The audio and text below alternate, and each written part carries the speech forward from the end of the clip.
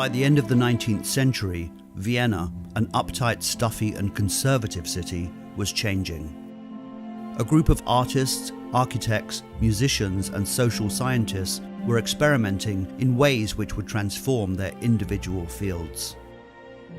On the one hand, Vienna was the traditional city of academic art, Johann Strauss and the Habsburg Empire. But on the other, it was the home of radical artists such as Gustav Klimt and Egon Schiele, who were shocking audiences with explorations of sexual themes. Architects Otto Wagner and Adolf Loos were challenging imperial design, while Gustav Mahler was transforming the musical life of the city. And Sigmund Freud was about to change forever the way we think about the human mind. Vienna was experiencing a new golden age. It was a city at the forefront of modernity, and it would shape the 20th century.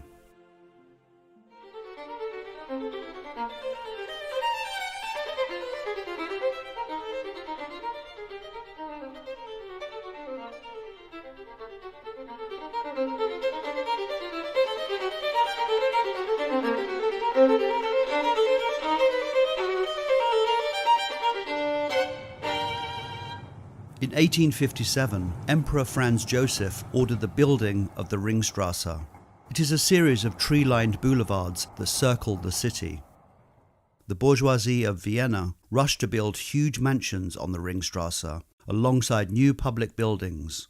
These ostentatious palaces needed to be decorated, and Gustav Klimt and his brother were very successful mural painters. Gustav Klimt became one of the world's most famous artists without the usual personality cult we expect. We know very little about him, except that he never married but was a prodigious lover and left behind 14 children by as many women.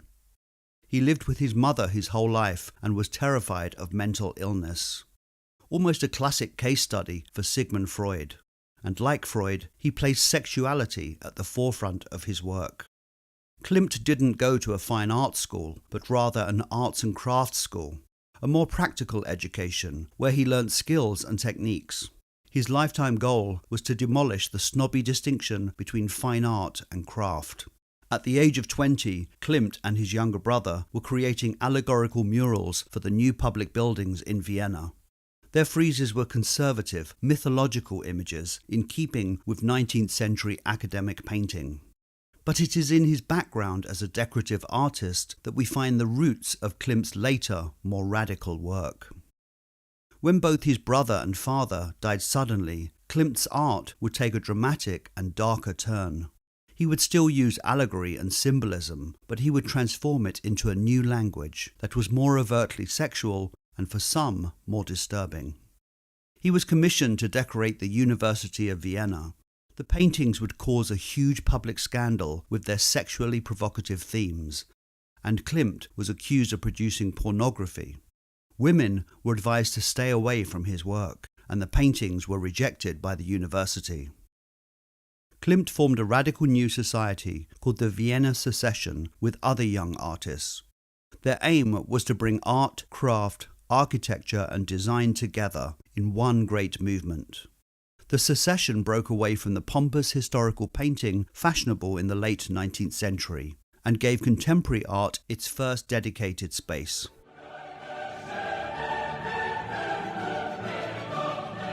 In a nation still very traditional, this can be seen as the formal beginning of modern art in Austria. Ironically, a painting that is seen as a romantic ideal by many was painted by a man who was never romantically involved and was afraid of intimacy, a man who had an obsession with sex, bedded most of his models as well as his subjects, but went home each night to the mother he adored and 2 unmarried sisters. The painting is square. At 6 foot by 6 foot, it is practically life-size, making us connect to it on a human scale. It is self-contained and deceptively simple. It shows Klimt as the consummate draftsman, an artist who drew every day from life models. There are several things which make the kiss unique. The deliberate contrast between the realistically rendered flesh and the two-dimensional abstract ornamentation creates an effect almost like photo montage. The bodies are painted with a cool contemporary sensuality. They are encased like an ancient Egyptian mummy in cascades of gold and abstract patterns, and everything appears to float in a golden cosmos, outside of time and space. The background is Klimt's new technical invention. He covered the entire canvas with sheets of gold leaf and then painted over the gold with a dark wash, which he then flicked with flakes of gold on top. If we look at where the background meets the meadow, which is primed in the conventional way, we can see how the artist was playing with different textures. He used 8 different types of gold in the kiss. He also builds up texture underneath the gold leaf to give it a 3-dimensional aspect to catch the light, in the same way Byzantine mosaics do. It is gold that we think of when we think of Klimt. His father was a goldsmith, and Klimt had a lifelong fascination with the precious metal. He travelled to Ravenna to see the Byzantine mosaics, a major influence on his golden period. The kiss, with the dazzling glow of an altarpiece, has become an icon for the post-religious age, and the gold surrounding them almost hints at a halo. Gold leaf is fragile and comes in gossamer-thin sheets. For the relief sections, Klimt would use gesso, which is a mixture of animal glue and chalk dust. He would paint the thick mixture on in the required pattern and then apply the gold leaf. The excess was then discarded. Apart from gold, the other precious metal we see here looks like silver, but is in fact platinum, more expensive than gold, but unlike silver, it doesn't oxidize. There is more pure gold than you think in the kiss. If we look at this ultraviolet scan, all of the parts which are dark, including the background, have a layer of pure gold leaf. Only the white patches reveal where there is no gold. Even after applying gold leaf to the surface, we can see how Klimt is happy to paint over the gold and mix both materials and textures. He doesn't use gold for its realistic qualities, it is too shiny and reflective of light, but rather as an object of desire. Gold is an indicator of wealth, and its resistance to tarnishing has ensured it was used to decorate the tombs of gods and in religious paintings for centuries. Klimt uses gold to confer status on the nouveau riche women of Vienna, to suggest opulence, wealth, and beauty. The theme was not new, but the overt eroticism was. Klimt knew Edvard Munch's painting from over 10 years before, and both artists were aware of Rodin's even earlier sculpture. The first time Klimt painted an embrace, he shows a romantic couple about to kiss.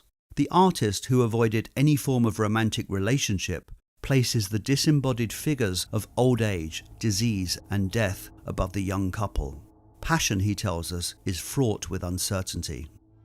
The Beethoven frieze was part of a successful group show of the Secessionists, inspired by Beethoven's Ninth Symphony, a watershed in both Vienna's and Klimt's artistic evolution.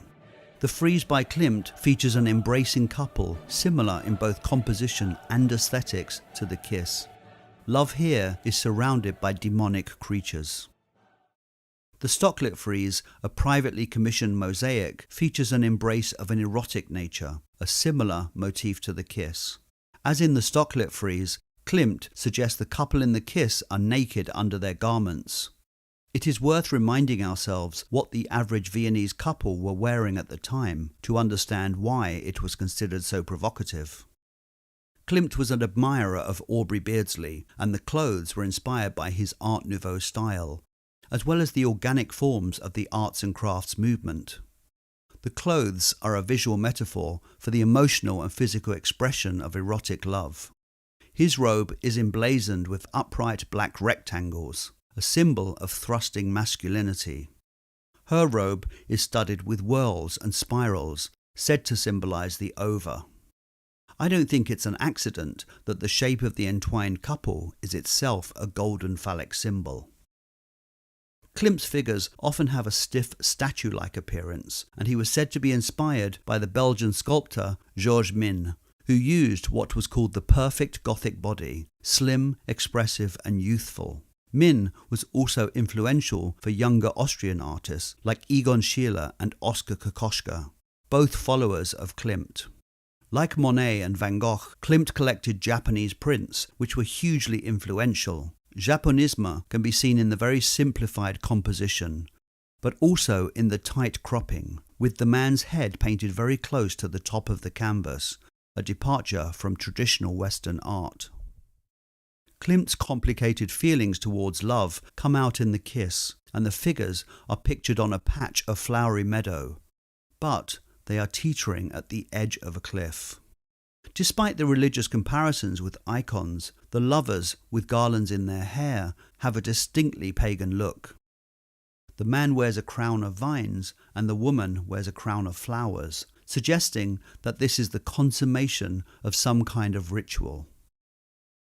One theory is that in this picture, Klimt is representing the myth of Apollo and Daphne from Ovid's Metamorphosis. Most artists, when depicting the story, show the moment Daphne is running from Apollo as she begs the gods to transform her into a laurel tree to protect her from Apollo's advances.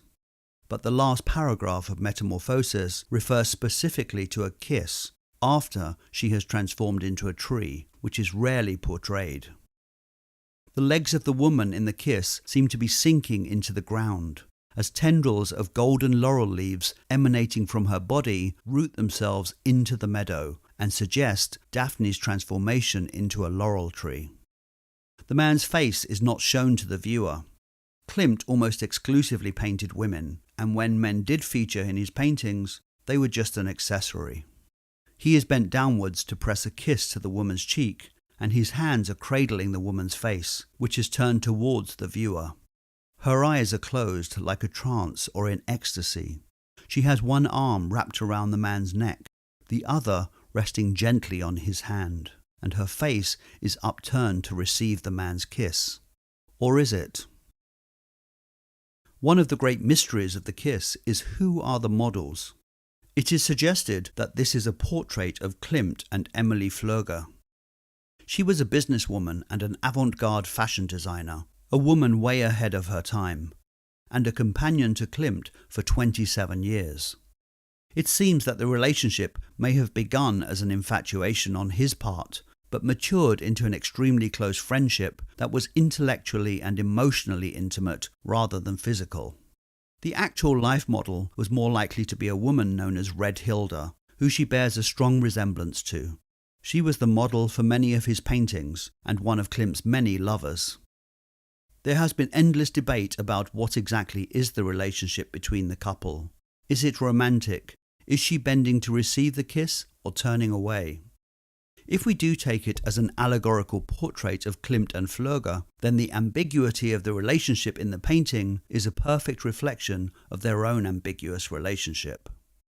The man tries to kiss her, but she turns her head away. There is a tenderness there, an acceptance of affection, but she is not compliant. Her eyes and mouth are firmly closed, unusual for Klimt's paintings, where the woman often has an open, sexualized mouth. Could the kiss, long thought to be the most romantic painting in history, actually be a depiction of a platonic relationship? When it was shown in Vienna, it was immediately bought by the Austrian government. Klimt's work, once considered pornographic and deviant, was put on display in one of the imperial palaces. Gustav Klimt would be part of the last cultural explosion before the demise of the Austro-Hungarian Empire, a political entity that was ridiculously antiquated in its day and was to die in the same year that Klimt did, 1918. Egon Schiele would die just a few months later, and just like that, an intense period of creativity and vitality drew to an end. Klimt is often dismissed by critics today as an artist who simply produced decorative artifice. But his work served as an important role in bridging academic realism and the coming world of abstraction. He pushed the boundaries of what Freud called the misunderstood and much maligned erotic, and depicted the human figure as never before. And then he gave us the kiss, one of the most compelling and truthful images of the 20th century.